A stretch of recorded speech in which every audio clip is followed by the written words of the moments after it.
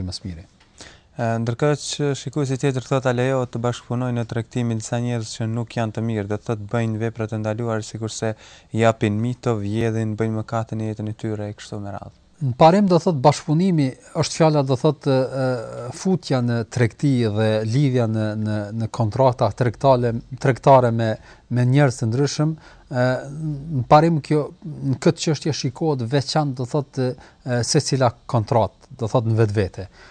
Nëse një kontrat apo një lidhje, një shitblerje e cila realizohet ndërmjet një muslimani dhe një jo besimtari apo një personi i cili është mëkatar apo një personi që në vetvete ai është hajn apo bën vepra do thotë jo të mira qoftë në familje apo në përgjithësi në shoqëri, kjo do thotë shikohet natyra e asaj kontrate.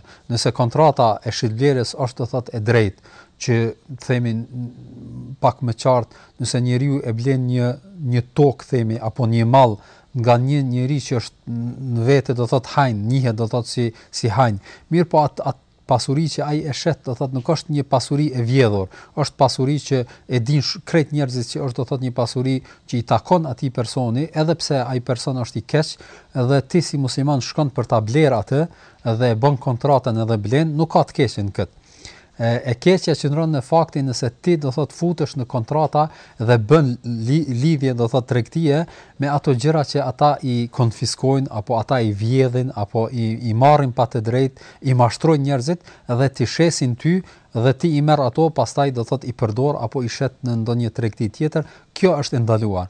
Kurse vet natyra apo karakteri i personit shitësit nuk shikohet në parim. Shikohet se çfarë natyre është do thotë forma e tregtisë e cila realizohet ndërmjet shitësit edhe blerësit. Zoti i di më së miri.